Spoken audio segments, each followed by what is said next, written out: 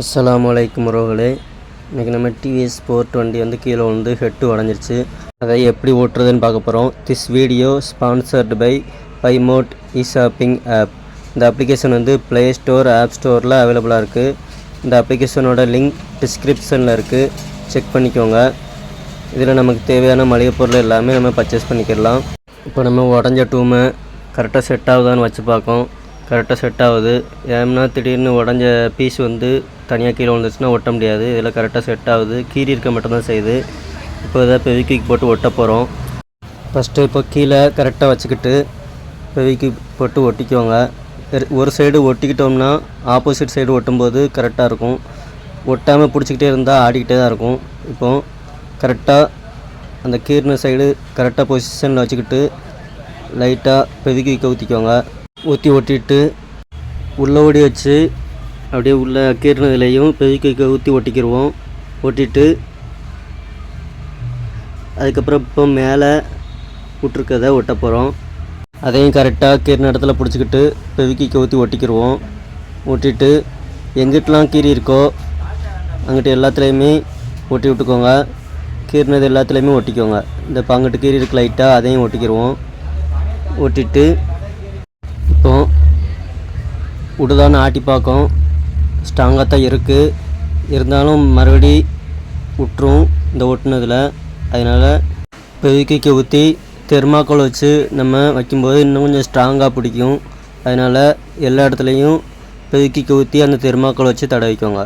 இந்த மாதிரி தடவும்போது கொஞ்சம் நல்லா கிரிப்பாக ஸ்ட்ராங்காக பிடிச்சிக்கிறோம். இப்போ ஒட்டியாச்சு. ஒட்டிட்டு இன்னும் ஸ்ட்ராங்காக பிடிக்கிறதுக்காண்டி நம்ம கம்பி ஏதாச்சும் வச்சு சால்ட்ரின் வச்சு அப்படியே ஹீட் பண்ணி ஒட்டினோம்னா இன்னும் நல்லா ஸ்ட்ராங்காக பிடிச்சிக்கிறோம். இதில் நான் இந்த ஒயரில் வரத கம்பியை எடுத்து ஜாயின் பண்ணுதேன். உங்கள்கிட்ட எது இருக்கோ அதை வச்சு நீங்கள் ஜாயின் பண்ணிக்கலாம். ஸ்டேபிளர் பென்னு அந்த மாதிரி கம்பி ஏதாச்சும் வச்சு கெட்டு கம்பி வச்சு ஜாயின் பண்ணிக்கலாம். இப்போ நான் ஒயரில் இருக்கிறத அந்த ஸ்லீவை எடுத்துகிட்டு அதை கட் பண்ணி அப்படியே அந்த கீறின இடத்துல அப்படியே வச்சு நம்ம ஹீட் பண்ணோம்னா அந்த இது ஒட்டிக்கிறோம். அந்த கம்பி வந்து நல்லா ஸ்ட்ராங்காக ஒட்டிக்கிறோம். அப்படி ஒட்டும்போது நமக்கு அந்த ஜாயிண்ட்டு வந்து விடாது. ஜாயிண்ட்டு நல்லா கிரிப்பாக பிடிச்சிக்கிறோம். அதனால் இந்த கம்பி வச்சு ஒட்டுதேன். இந்த மாதிரி எங்கிட்டலாம் ஜாயிண்ட் இருக்கோ அங்கிட்டலாம் இந்த மாதிரி நம்ம ஹீட் பண்ணி அந்த கம்பியை வச்சு ஒட்டிக்கிட்டோம்னா நல்லா கிரிப்பாக பிடிச்சிக்கிறோம். இப்போ எல்லா பக்கத்துலேயும் எங்கிட்டலாம் ஜாயிண்ட் இருக்கோ அந்த இடத்துல பூரா ஹீட் பண்ணி நான் ஒட்டுதேன். நல்லா பக்கத்தில் அந்த கம்பி வச்சு ஜாயின் போட்டோம்னா விடாது. அலக்கலக்க போடாமல் நல்லா பக்கத்தில் வச்சு போடுதேன். இந்த மாதிரி எல்லாத்துலேயும் ஹீட் பண்ணி ஜாயின் போட்டுட்டு அதுக்கப்புறம் இப்போது லைட்டாக ஆட்டி பார்க்கும்.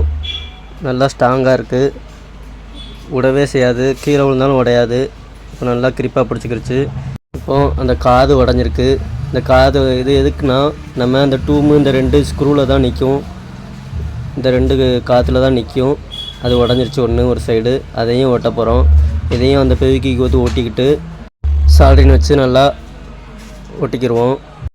ஒட்டிட்டு இப்போது 4 சைடு கார்னர்லேயும் சூட்டுக்காலை வச்சு அந்த ஓட்டையை போட்டுக்கிடுவோம் அப்படி லைட்டாக.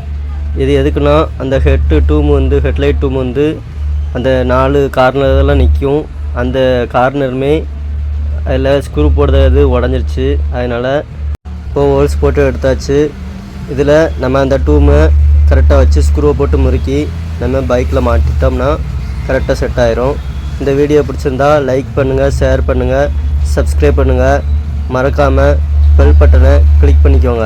தேங்க்ஸ் ஃபார் வாட்சிங்.